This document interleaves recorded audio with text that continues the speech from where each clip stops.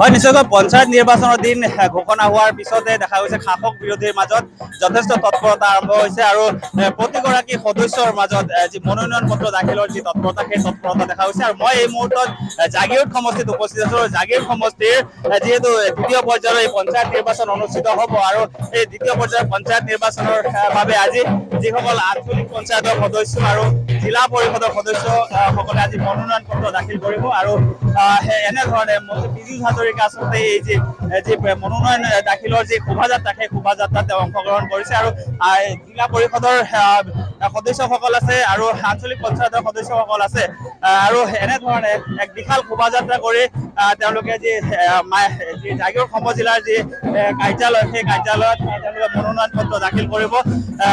তাৰ সমান্তৰালকৈ মায়ং যি উন্নয়ন খণ্ড সেই উন্নয়ন খণ্ডত তেওঁলোকে মনোনয়ন পত্ৰ দাখিল কৰিব আৰু আমি সম্ভৱ হ'লে মন্ত্ৰীগৰাকীৰ পৰা কিছু মন্তব্য ল'বলৈ আমি চেষ্টা কৰিম যিহেতু তেওঁ এই যি বিশাল শোভাযাত্ৰা সেই শোভাযাত্ৰাত তেওঁ অংশগ্ৰহণ কৰিছে। আমি এনেধৰণৰ পৰিৱেশ দেখুৱাইছো আচলতে যি 28টাকৈ পঞ্চায়তৰ যি আঞ্চলিক পঞ্চায়তৰ সদস্য আৰু তেওঁলোকৰ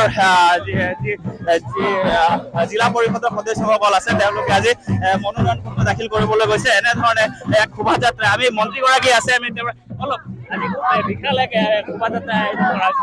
অসমৰ মই ভাবো যে অসমৰ প্ৰায় সংখ্যক সমষ্টিতে জিলা পৰিষদ আৰু আঞ্চলিক পঞ্চায়তৰ আমাৰ বিজেপি আৰু মিত্ৰ দলৰ প্ৰাৰ্থীসকলে জয়লাভ কৰিব।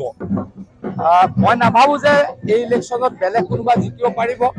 কেইটামান নিৰ্দিষ্ট অঞ্চল বাদ দিলে আমি আৰু আমাৰ মিত্ৰজোঁট সকলো সমষ্টিতে জয়লাভ কৰিম আৰু জাগিৰোড সমষ্টিত মই ভাবো যে চাৰিটা জিলা পৰিষদ খুব ভাল ভোটৰ ব্যৱধানত আমি জয়লাভ কৰিম। আমাৰ 29টা আঞ্চলিক পঞ্চায়ত আছে, আমি এখনমান হয়তো ক'ৰবাত ইফাল সিফাল হ'ব পাৰে, বাকী সকলোতে আমি জয়লাভ কৰিম। আমাৰ হাতত যি তথ্য আছে দেখা গৈছে বহুত জাগিৰোড সমষ্টিত বিশেষকৈ বিভিন্ন পঞ্চায়তত বিৰোধীয়ে প্ৰাৰ্থিত্ব প্ৰদান কৰা নাই। মই এতিয়ালৈকে ইমান গম পোৱা নাই, শুনি আছো যে বিৰোধীয়ে প্ৰাৰ্থী বিচাৰি পোৱা নাই। কালিলৈকে অলপ পৰিষ্কাৰ হ'ব, দেখা যাওক। এয়া মন্ত্ৰীগৰাকী যিহেতু এই যি বিশাল এক শোভাযাত্ৰা সেই শোভাযাত্ৰাত তেওঁ অংশগ্ৰহণ কৰিছে আৰু 4টাকৈ জিলা পৰিষদ আৰু 28টাকৈ আঞ্চলিক পঞ্চায়তৰ সদস্যসকলে যি মনোনয়ন পত্ৰ দাখিলৰ বাবে তেওঁলোকে ৰাওনা হৈছে এই মুহূৰ্তত আৰু জাগিৰোড সমজিলা কাৰ্যালয় আৰু মায়ং উন্নয়ন খণ্ডৰ কাৰ্যালয়ত আচলতে তেওঁলোকে এই যি আগন্তুক যি পঞ্চায়ত নিৰ্বাচন সেই পঞ্চায়ত নিৰ্বাচনৰ বাবে তেওঁলোকে মনোনয়ন পত্ৰ দাখিল কৰিব। জাগিৰোড যি জিলা পৰিষদৰ সদস্যগৰাকী আছে তেওঁৰ পৰা আমি কিছু কথা জানিম। আজি মনোনয়ন পত্ৰ দাখিল কৰিবলৈ গৈ আছে, কেনেধৰণৰ? বহুত ভাল লাগিছে। আজি আমি মনোনীত প্ৰাৰ্থী হৈছে ভাৰতীয় জনতা পাৰ্টিৰ পৰা। সঁচাকৈ আমি বহুত আনন্দিত। আজি নমিনেশ্যন দিব গৈ আছো।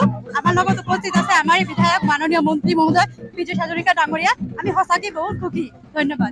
নিশ্চয় আপুনি যিহেতু জাগি ভগতগাঁও জিলা পৰিষদৰ কি হয় বহুত ভাল লাগিছে। আমাৰ ভাৰতীয় জনতা পাৰ্টি বৰ্তমান পীযুষ হাজৰিকা ডাঙৰীয়াও আমাৰ লগত সহযোগিতা কৰিছে, মানে দক্ষ মন্ত্ৰী আৰু লগতে আমাৰ সমষ্টিটো যথেষ্ট ভাল পায়। সমষ্টিটো আমাৰ সকলো কাৰ্যকৰ্তাক আজি লৈ আমাৰ এই মনোনয়ন দাখিল কাৰ্যসূচীত সকলো সহযোগিতা কৰিছে। মই যথেষ্ট আনন্দিত, ভাল পাইছো। ধন্যবাদ। এনেধৰণে দেখা গৈছে 4টাকৈ যি জিলা পৰিষদ আৰু 28টা আঞ্চলিক পঞ্চায়তৰ যিসকল সদস্য আচলতে তেওঁলোকে আজি মনোনয়ন পত্ৰ দাখিল কৰিব। যিহেতু মৰিগাঁও জিলাত দ্বিতীয় পৰ্যায়ৰ যি অনুষ্ঠিত হ'ব এই পঞ্চায়ত নিৰ্বাচন আৰু সেই পঞ্চায়ত নিৰ্বাচনৰ বাবে আজি যি মন্ত্ৰী পীযুষ হাজৰিকাৰ উপস্থিতিত তেওঁলোকে তেনেধৰণে যি মনোনয়ন পত্ৰ দাখিল সেই মনোনয়ন দাখিলৰ যি প্ৰস্তুতি ইতিমধ্যে আৰম্ভ হৈছে আৰু কিছু সময়ৰ পিছতে তেওঁলোকে মনোনয়ন পত্ৰ দাখিল কৰিব। আপুনি বিচৰা বাতৰি পাব কেৱল নিউজ 18 এপত। নিউজ 18 এপ ডাউনলোড কৰিবলৈ স্কেন কৰক এই QR কোড। গুগল প্লে ষ্টৰতো পাব এই নিউজ 18 এপ।